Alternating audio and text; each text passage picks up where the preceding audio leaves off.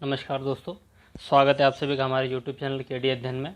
आज हम लोग एक बहुत ही शानदार टॉपिक पर बात करने वाले हैं, भारतीय संविधान की विशेषताएं। भारतीय संविधान की विशेषताएं न केवल स्टूडेंट्स को बल्कि भारत के हर आम नागरिक को पता होनी चाहिए कि हमारे भारतीय संविधान की विशेषताएं क्या क्या है और वो हमें क्या क्या प्रदान करता है। भारतीय संविधान से हमें क्या मिलता है, उससे क्या लाभ है, ये चीज़ हम लोगों को पता होनी चाहिए, क्योंकि पूरे लाइफ टाइम हम लोग भारतीय संविधान के प्रावधानों को ही हमारे आसपास देखते हैं। हमारी जो राजनीतिक व्यवस्था है, लोकतांत्रिक व्यवस्था है, वो सारी हमारे भारतीय संविधान पर टिकी हुई है। तो चलिए हम लोग देखते हैं भारतीय संविधान की विशेषताएं। सबसे पहले हम लोग देखते हैं कि भारत का जो संविधान है वो दुनिया का सबसे लंबा लिखित संविधान है। दुनिया के किसी भी देश के संविधान में इतने प्रावधान नहीं है।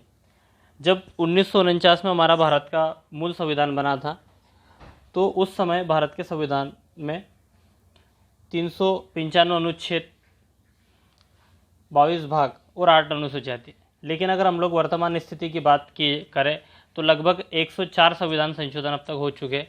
और वर्तमान स्थिति ये है कि अगर हम लोग उपखंडों के आधार पर देखें तो लगभग 470 अनुच्छेद, 25 भाग और 12 अनुसूचियाँ हमारे पास है। और दुनिया के किसी भी संविधान में इतने अनुच्छेद और इतनी अनुसूचियाँ नहीं है।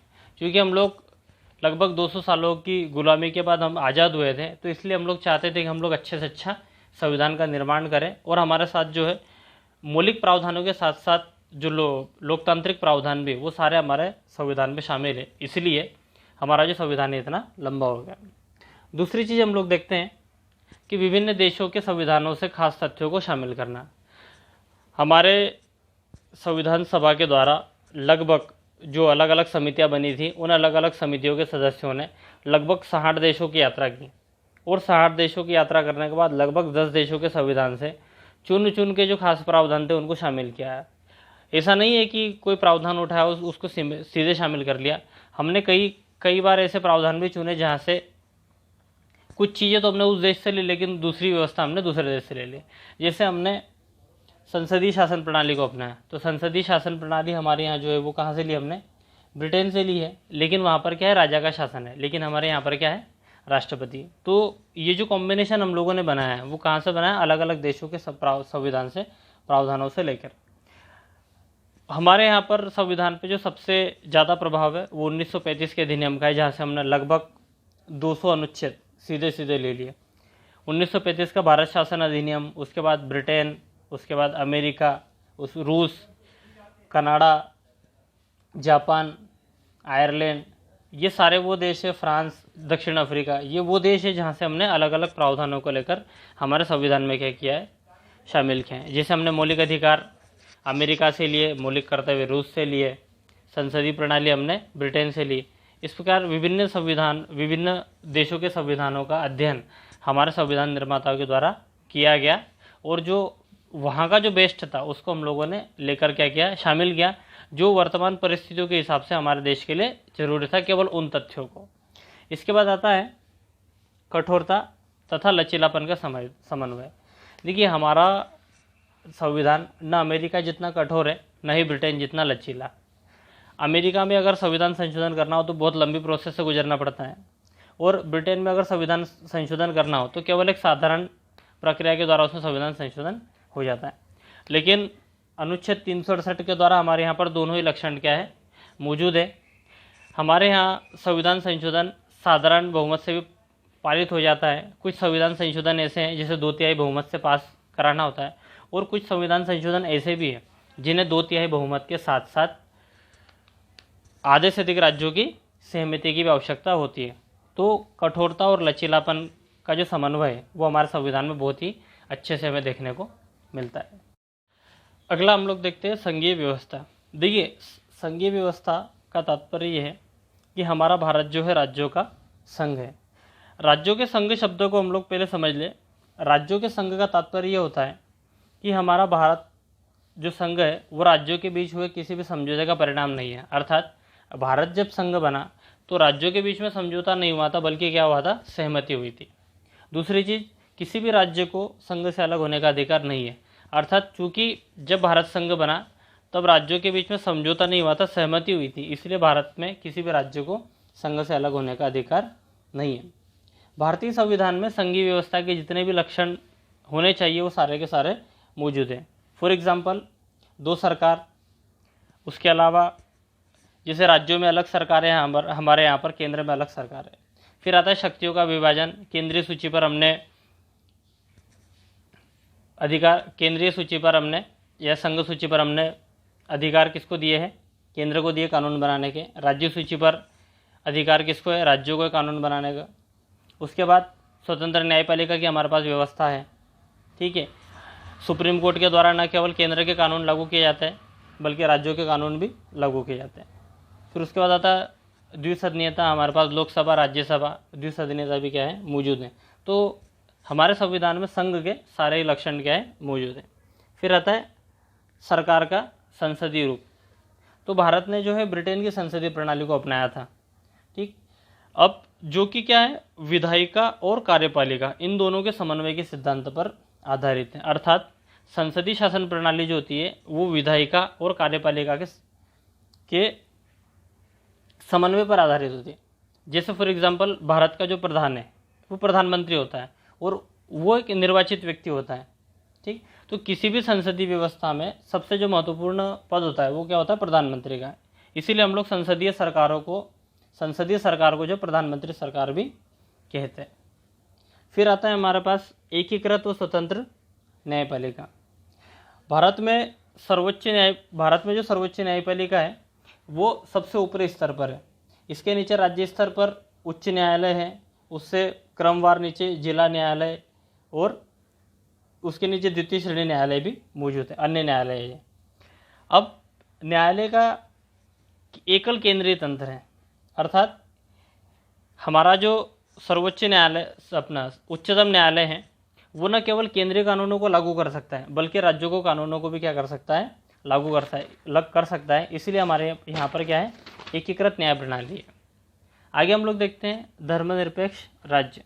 धर्मनिरपेक्ष राज्य से तात्पर्य ये है कि ऐसा देश जिसका खुद का अपना कोई धर्म नहीं हो लेकिन जो सभी धर्मों को क्या प्रदान करता हो? समान सम्मान और समान मान्यता क्या करता हो? प्रदान करता हो। अर्थात भारत में खुद का कोई धर्म नहीं होगा लेकिन हमारे यहाँ सभी धर्मों को समान महत्व प्रदान किया जाएगा। इसीलिए हमारा भारत क्या है? धर्मनिरपेक्ष राज्य। हमारे संविधान की जो सबसे बड़ी विशेषता है वो है मौलिक अधिकार। अनुच्छेद 12 से लेकर अनुच्छेद 35 तक विभिन्न प्रकार के मौलिक अधिकार हम लोगों को प्राप्त हैं जो हमारे विकास के लिए बहुत ही मायने रखते हैं। हमारे सर्वांगीण विकास के लिए जो सबसे ज़रूरी तत्व हमारे संविधान में मौजूद हैं वो है हमारे मौलिक अधिकार।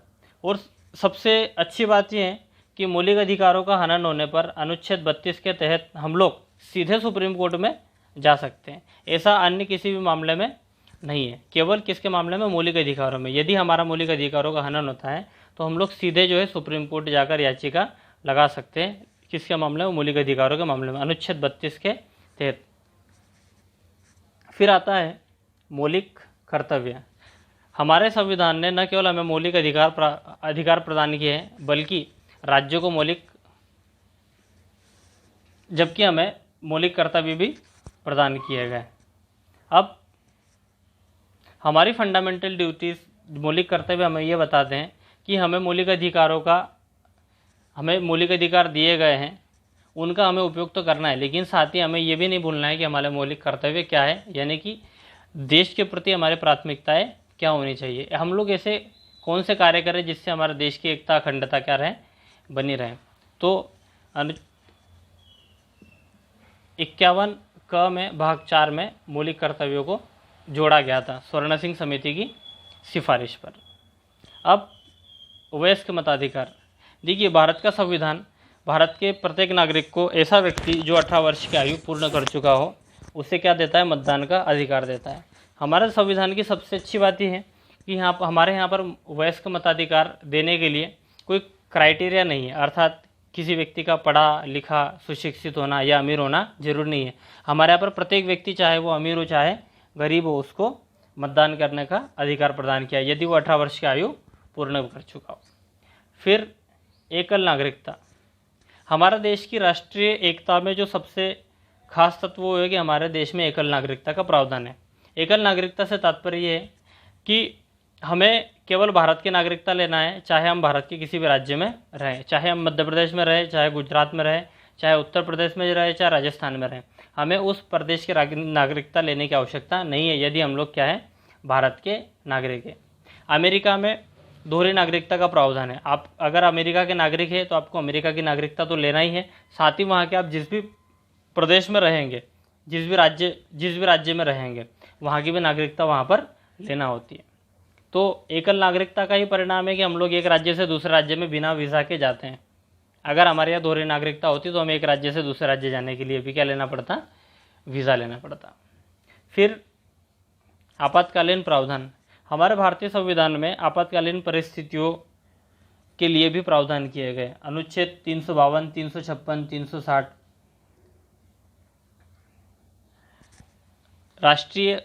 राष्ट्रीय स्तर के आपातकालों को क्या करता है, जिसमें अनुच्छेद 360 की अगर हम लोग बात करें तो वित्तीय आपातकाल, अनुच्छेद 352, 356 में भी आपातकाल का क्या किया गया, प्रावधान किया गया। अर्थात हमारे देश में अगर कोई विकट परिस्थितियां बनती है तो उन परिस्थितियों से बाहर निकलने भी हमारे देश में संविधान में क्या की गई है, व्यवस्थाएं की गई है। किसके द्वारा, आपातकालीन परिस्थितियों के द्वारा। जैसे राष्ट्रीय आपातकाल, राष्ट्रपति शासन, वित्तीय आपातकाल, ये सारे आपातकालीन प्रावधान हमारे संविधान में मौजूद हैं। फिर आता है सहकारी समितियाँ। तो 97वें संविधान संशोधन के माध्यम से जो है सहकारी समितियों को संवैधानिक दर्जा प्रदान कर दिया गया था। सहकारी समितियाँ इसलिए ज़रूरी हैं क्योंकि हमारे देश में सहकारी समितियों के द्वारा ही हम लोग जो है हमारे लोकतंत्र को आर्थिक और सामाजिक रूप से मजबूत बना सकते हैं। तो ये सारी विशेषताएं थी हमारे भारतीय संविधान की। उम्मीद करता हूँ कि आपको ये वीडियो लेक्चर अच्छा लगा होगा। तो लाइक करिए, शेयर करिए। Have a nice day. Bye bye.